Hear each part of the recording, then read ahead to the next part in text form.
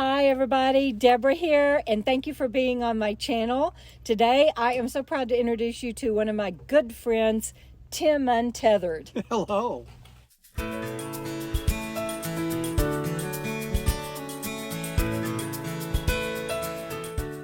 Okay, so Tim and I were just talking, and that's his van back there. We're going to do a tour also, so be sure you stay tuned tomorrow to see his van.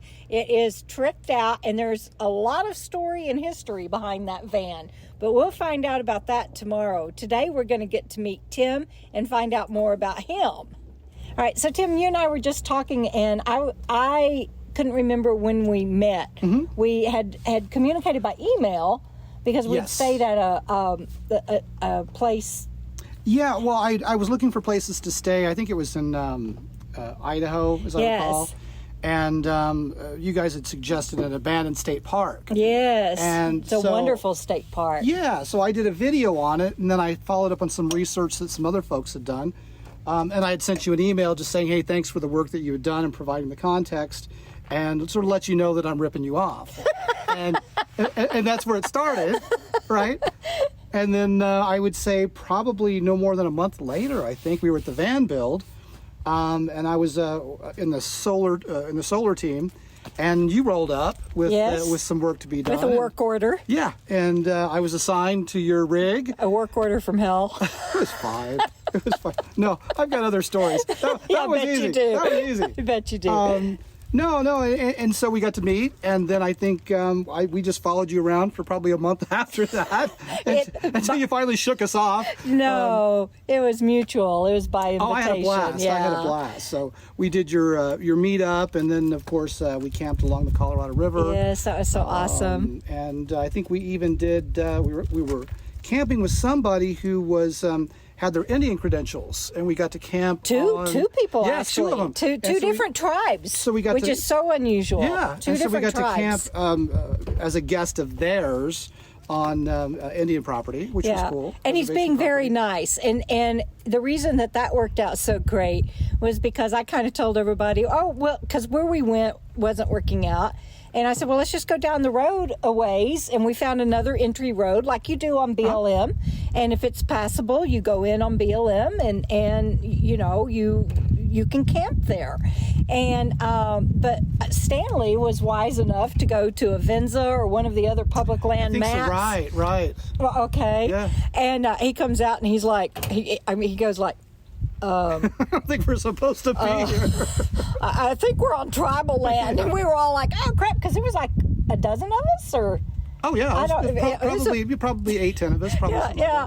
And so we were all like... And then all of a sudden, that's when we found out that two of our good friends that was camping with us were tribal, one from the Yukon and one New Mexico. So it worked out really great, and we were able to stay there. I think we only stayed 2 nights or maybe 3, because we brought in New Year's, and that's the only reason we didn't go ahead and leave, was because we wanted to get set up to bring in New Year's. That was remarkable. There was no glass, there was no trash. It was just beautiful. We were remarking how you know, it's like, wow, this is the nicest BLM land we didn't even want to make a fire pit, because it was like, I don't want to mess this up. Yeah. And we did it. And we made sure that we left with no trace. And so that's right, I'd forgotten about that. That's a great story. That's a great story. And so we've been friends ever since. Yeah. And so I want my viewers to get to know you. How long have you been on the road?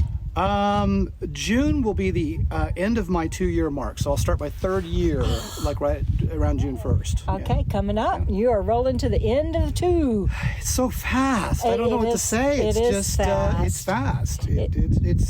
I've had such a good time. Over the last couple of years. Of course, you know, for a lot of people, last year was, for obvious reasons, tough. No matter where you were, no matter your lifestyle. It disrupted you no matter what. Yeah, yes. Exactly. Yeah. But no, I mean, it's. I see myself doing something like this, or a facsimile of this, for some time to come. So I'm not done yet. Good. Yeah. Yeah.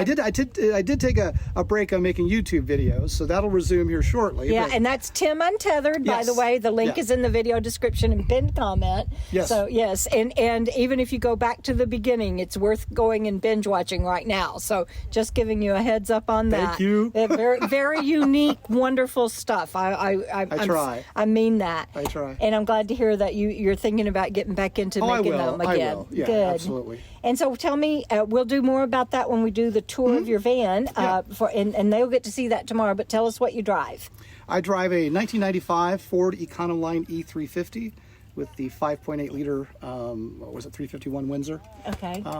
It's an extended van, so it's like the 15 passenger van. It has 300,000 miles on it now. Can y'all believe that? 300. I was waiting for him to get to that because it's Yeah. just like, what? And you've had some trouble with it, and they can go to your channel and see all of that. Yes. But you have decided to keep her for at least another year.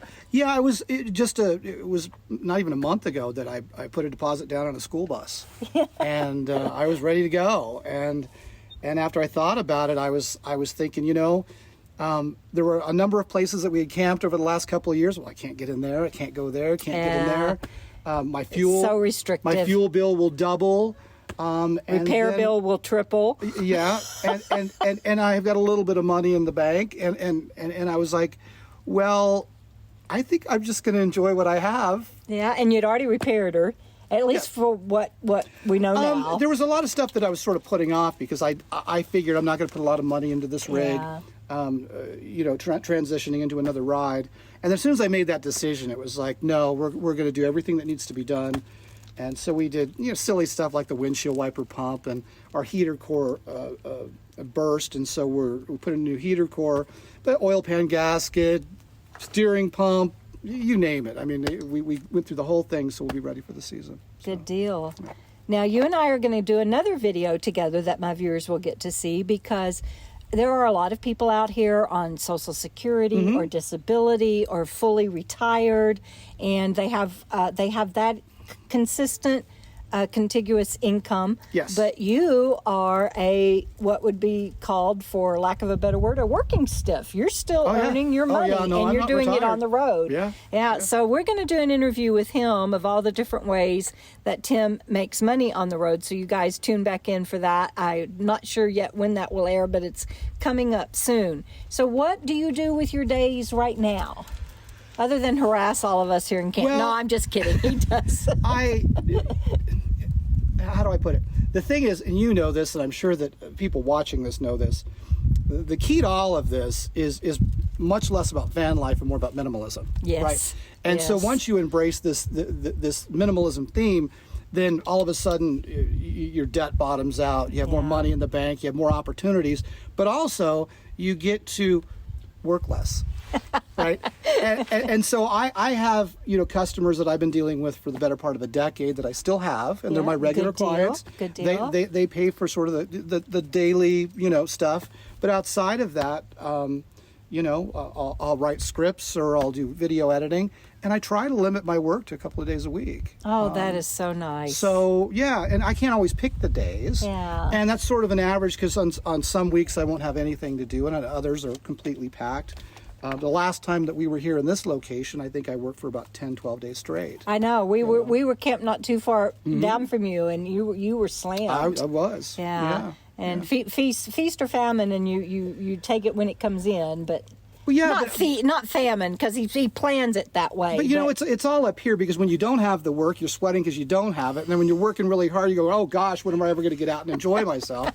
And that sticks with you no matter what. But when you have the luxury of knowing I don't have any debt, right? Yes. I'm safe where I am. I've got food in the refrigerator. I've got gas in the tank. Yeah. I have options. Money to take care of the fur babies. Exactly. Yeah. Exactly. Yeah. And it just works itself out. My stress level these days is a heck of a lot less than what it used to be. And you knew stress. You were an IT director of a major company. Is one sticks and bricks job you had before hitting the road? And I did. I was an IT director for one of the world's largest publishing companies. Yeah. I had a nice corner office in San Francisco. I had an office at One Park Avenue in New York. I had an office in Cambridge, Massachusetts.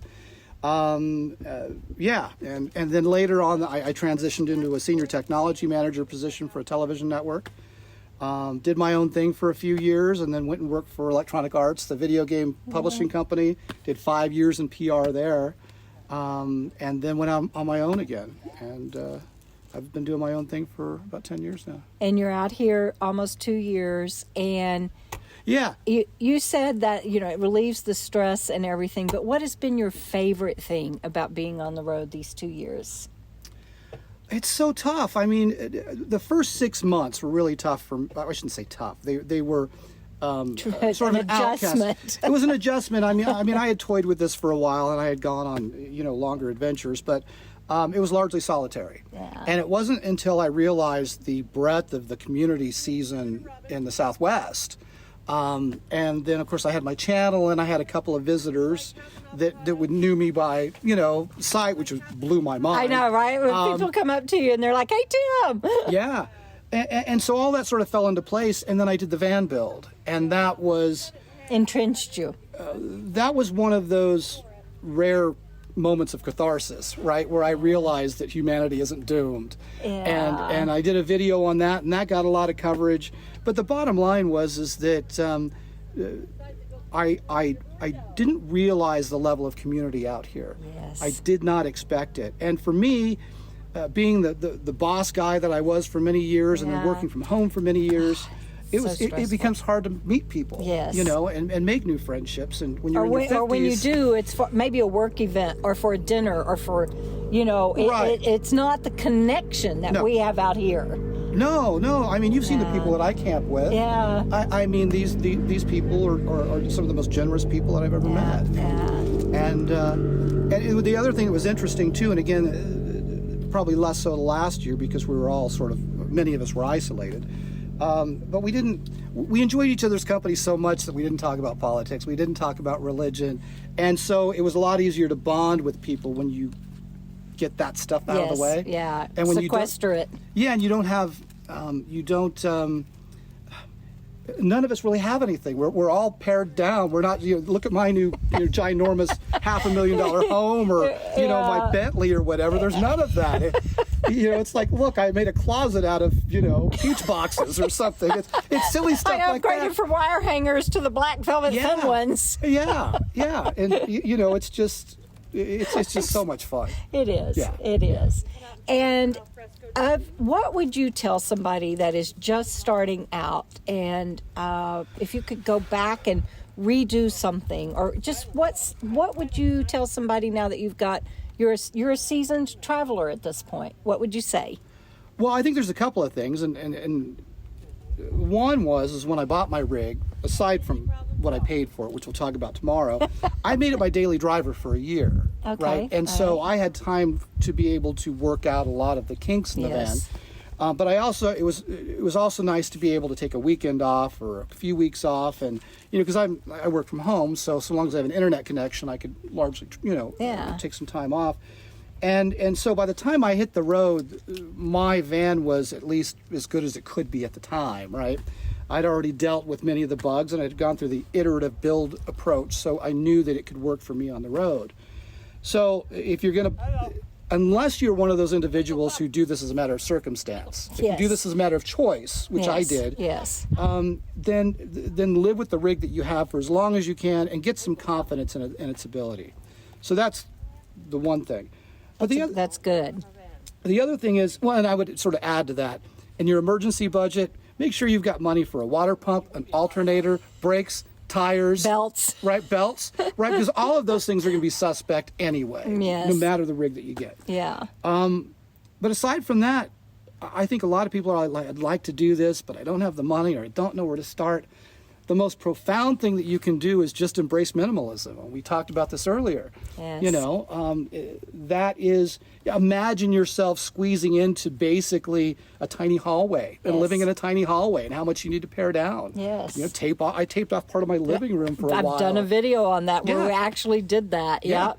And, you know, before I left, what I did was, it was kind of crazy, I guess, but I knew how my van was already built, and I knew that I had 4 tubs for clothes.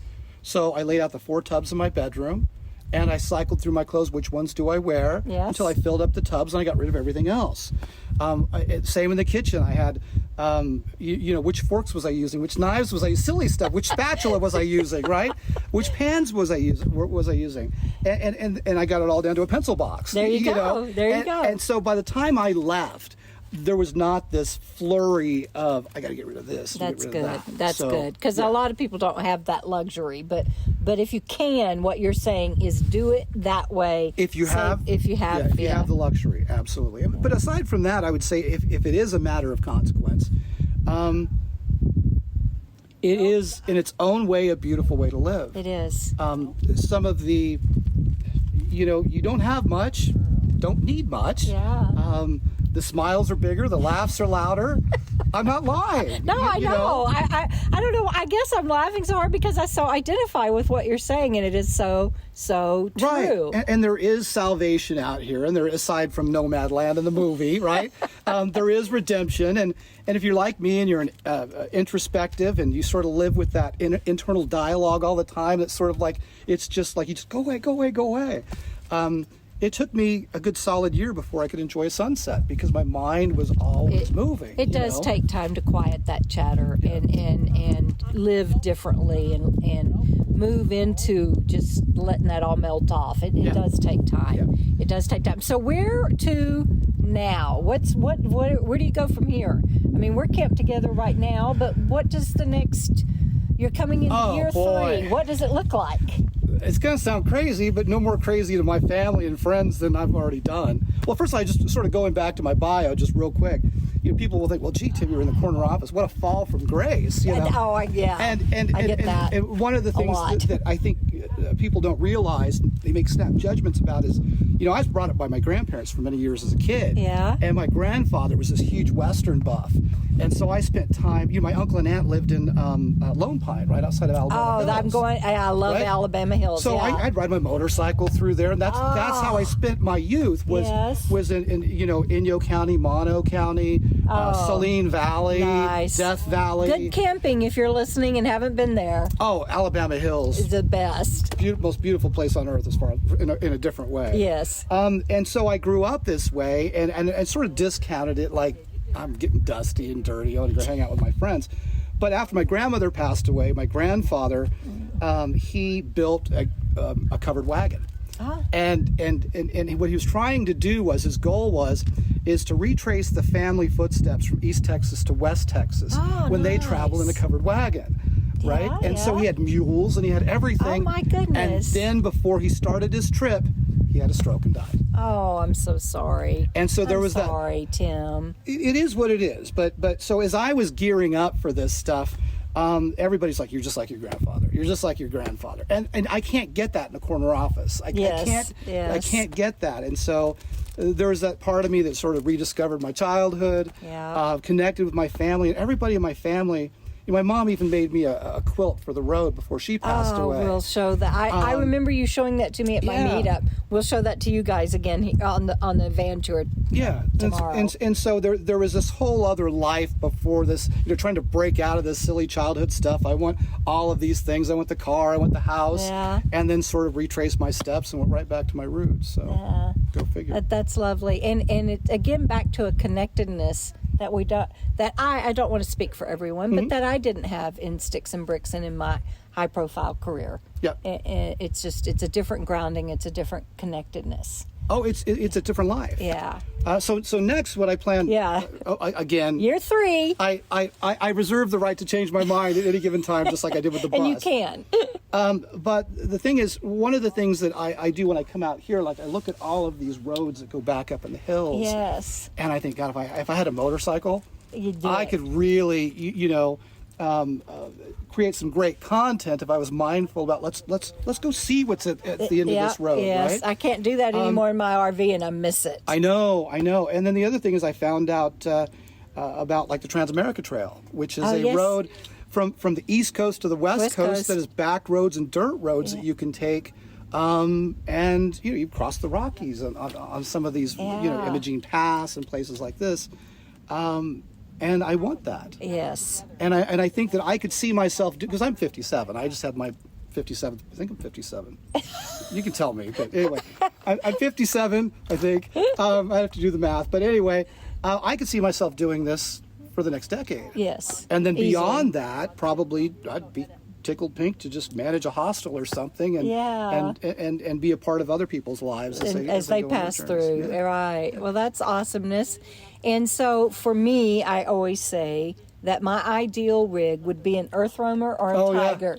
So I could just... Oh, the little tigers, the little Astro tigers? No, well, they're not so little. They're like earth roamers. Oh, okay. But I because that's what I want to do is the back roads and, I think I love being with everyone, but I also, there's a part of me that I'm happiest when I can't see anybody for miles. And no, I know that feeling, and for me, it's been many years since I've been on a motorcycle. Yeah, and it's probably not the most practical thing for me to do.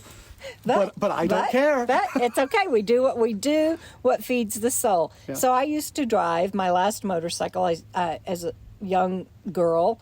My first one was a Honda Nighthawk. My last one was a Harley Road King. Okay. What are you looking to get? Oh, I'm just looking at something like probably like a Suzuki DR650. Something that I can put panniers on and go to South America or Central America or someplace and sort of expand my horizons as I continue to do this. I'm fortunate to be able to do it, and I just want more. I don't want less. The hardest part for me right now is that, I have a family back in Oregon. Yes. And I don't see them enough. And so what I want to try to do is to be able to carve out a month or two a year to where I can stay close by, see them, my grandson, connect with them. My granddaughter, she was born on a leap year. She had her. Oh, that's right. Yeah, so I was with you for one of her birthdays. Yeah. And then my grandson, he was born on Easter last year. Oh, coming up. Yeah, right. But he was 6 weeks premature, and this will be the first time that I'm meeting him. He's cut a tooth and he's walking. Oh, my goodness! And so there's that part of me that's like, I want to bring you guys into this adventure somehow. How do I do that? Somehow. So stay tuned, everybody, for year 3 with Tim Untethered. He'll be sharing as much as he can with you on his channel. But like he's saying, it'll adapt, it'll change, That's okay. It's fluid. Moving. That's it. That's it. Keep living. That's it. Before we hang up. I don't know where that came from. But she hangs up on me all the time. That's okay. I did. No, I'm just kidding. I'm just kidding. And I'm shaking the camera. Sorry about that. But before we close, we have to tell them about Chaz and Lucky, and y'all will meet them in a moment. Okay. What would you like to know about him? How old is Chaz and how old is Lucky? Well, and that's his 2 dogs. They're both rescue dogs. And when my daughter and I, we lived in, we moved out of the Bay Area and moved to the Pacific Northwest, we got a dog. And then, of course, that dog needed a companion. Like I work from home. I'm home all the time anyway, so my dog needs a companion. So we got another rescue. And they're both Australian cattle dog mixes, they're best just we can so tell. Awesome. They're about 12, 13 years old, right around there. Yeah. They've got more life in them than any dogs that I've seen at that age. Yeah, Chaz keeps trying to dig to the Earth's core. Oh, they're just hysterical. And they're the best... and again, because I was able to get out and do a lot of this stuff before I went full time, I knew the dogs loved this life anyway. And I joke all the time, because people say, well, how could you put an animal in such a small box, Yeah, my dogs loved it, but Nani and Bentley that I lost, they loved it. Why would they not? I know, I mean, right? they have all of this to play with, and they meet so many other dogs and people. Bandit loves it. My dogs will be in my van or Stanley's rig. They're in Stanley's rig now. or Robin. They were in Robin's while we were doing her tour. Yeah. Lucky was in Debra's rig earlier, hanging out with Bandit. Yeah, so. just laid down on the carpet, came in and said, hi, buddy, and laid down with him. Yeah. So anyway, you'll get to see them, but they mean everything to me, and they're healthy and they're happy, so I can't ask for anything more. That's it. Yeah. Well, thank you for your time today. And you Thank guys, if check out his channel, leave him some love in the comments below. And if you have any questions, let him know. He'll check in and try to answer them. Sound good? Perfect. All right, everybody. Great. We'll see you down the road. Keep on keeping on. Bye now. Bye.